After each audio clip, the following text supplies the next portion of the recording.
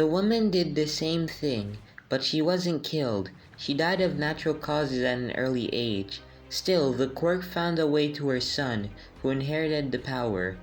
At this point, I was totally confused. I didn't know what the heck this had to do with me. Look, why are you telling me all this?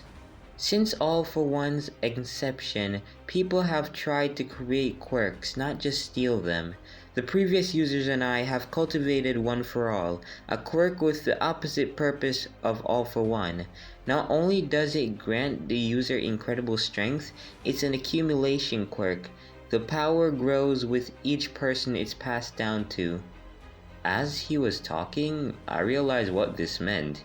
He was gonna give this quirk to me.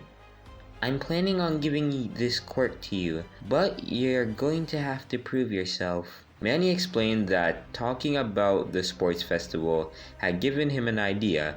He said that if I could win the sports festival, he would give me One for All. I knew it would be tough, but Manny told me that in UA's history, nobody from the General Studies course had ever won the sports festival. I guess I'll just have to be the first. I have a little less than 2 weeks until the sports festival. The Hero Course kids are given designated time to train, but the rest of us are pretty much left on our own. I wasn't originally planning on doing preparation of my own. It's hard to train for something when you have no idea what the events will be. Plus, I just wasn't really in the mood. But as I was leaving art club one day, I saw this. No, when Chirag attacks with his elbows, it's more like this. It was Rowley, apparently training for the sports festival. I didn't think he'd be doing stuff outside of school, but I guess that's just his personality. Well, if Rowley's trying to win this thing, so will I. I organized a meeting with some of the general studies kids from my class. I brought Bryce and Trista, of course, but also some of the other kids I sometimes talk to. People say a general studies kid will never win the sports festival, but we can prove them wrong. We began to strategize about how we could do well in this festival. The sports festival is divided into 3 events, and students are eliminated in each until there is one winner. The final round is always a tournament, but the other 2 vary from year to year. There are always some kind of physical competition though. One year it was a maze, another was tag, you get the idea. Shelly! Quirk! Telepath. She can emit messages telepathically to people in a roughly 30-foot radius. However, she can't selectively choose who receives it, and others can't send messages back. November. Well, this is it. We've been training for the past 2 weeks, but it's finally time for the sports festival. The freshman events are first, which means we'll have a few days to relax once this is over. But it also means we're the opening act. Everyone's eyes will be on us. When I got to school, Christina gave me a schedule. I'm not sure why she even bothered, because most of the events were still a secret. I guess we won't know what the games are until we start. After hanging out in the classroom for a while, we finally lined up to head out to the stadium. Well, might as well give it our best shot. Good luck, Greg! Huh? You too. It was gonna be tough, but we were coming prepared. Plus, I had my own reasons for winning, One for All. With another quirk, especially one made by Manny, I'd be unstoppable.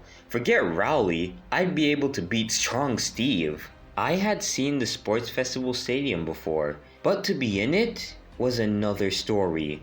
There had to be tens of thousands of people here, all just to see a high school sports festival.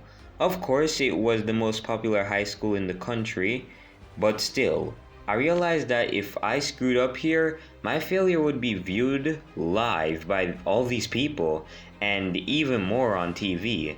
Still, I was coming prepared. Students are allowed to bring in things if they need them to properly use their quirk. I had almost forgotten, but luckily Trista reminded me. Hey Greg, you filled out that form so you could bring your notebook, right? Wait, what? They didn't let me bring a huge piece of paper like I brought to the USJ, but I was able to bring a notebook and a couple of pencils. I figured Raleigh would be bringing his stick thing, but when I peered over to the crowd of students, I saw him empty-handed. Either it hadn't been approved or he didn't want to bring it in the first place. After the other classes entered the stadium one by one, somebody took the stage. Hey everybody, and welcome to our annual sports festival! I'm Joshi, and we've got my colleague Christina and Strong Steve in the commentator's booth. Let's get things started with the freshman events. Joshi, Quirk, Music Blast. When he sings or plays an instrument, he can conjure note-shaped energy blasts, which can be launched at enemies or obstacles. Though he's not outstanding in the hero rankings, he has a very dedicated audience of 6-year-old girls. A wheel appeared on the screen behind Joshi. He was too far away to see, but luckily I could get a pretty good view from the jumbotrons around the stadium. I knew this wheel from the previous sports festival I had watched. This was how they would pick the first activity. Mr. Roy, would you like to do the honors? Mr. Roy pressed a button and suddenly the wheel started spinning. After a few seconds it started to slow down and finally stopped on one activity. Hide and seek. My quirk wasn't the best for that kind of game. I was sure I could work something out. In this game of hide and seek, all of you will be hiders. The seekers will be your teachers. If you get tagged by a teacher, you're out. The game will continue until there are 32 people left. As soon as Joshi stopped talking, the doors on one side of the stadium opened. He told us all to head into there, so that's what we did. On the other side of the doors was that arena he was talking about. The thing was huge. It had to be a couple of city blocks at least. You have 5 minutes to hide. Me, Bryce, and Trista decided to stick together and search for a hiding spot. All around us, we saw people scrambling for a hiding spot. One kid hid under a tree, and I saw Cody running into one of the office buildings with some other kids. Archie Kelly just walked into the park and stood there. We decided the best thing to do would be to head into one of the decent sized buildings. There would definitely be enough hiding spots in there. Plus, we would have options if we needed to make a run for it. Cody Johnson, Quirk, Cold Feet. When he walks, he can freeze or heat up the ground where he walks. He's managed to escape his unfortunate childhood nickname. For now. We headed into the building, then decided to take the stairs up a couple floors. Once we got into the 5th floor, we looked around, and Trista found a closet we could all fit in, so that's where we went. I guess it made sense that they had cameras to monitor all the contestants. Still, there had to be hundreds of them in this arena. It's kinda crazy that UA is spending this much money on a sports festival. Suddenly, we started hearing something echoing through the building. Charlie Davis had been eliminated. Christine Higgins has been eliminated. I guess the teachers started seeking, and they certainly weren't taking it easy on us. The names were coming every few seconds. Occasionally it would be a name I would recognize. Archie Kelly was found pretty quick, believe it or not. Then Cody from my class. I peeked through the crack in the door to see Amazing Andrew standing on the other side. He didn't notice us at first, but suddenly he turned towards the closet. I started to panic. Do I go for my notebook and make noise in the process, or wait it out and hope he changes his mind? I reached for the notebook in my pocket, but by the time I had it open, Andrew was opening the door. I was sure we were screwed. Oh, sorry, we're not playing. Okay, sorry to bother you. Dang it.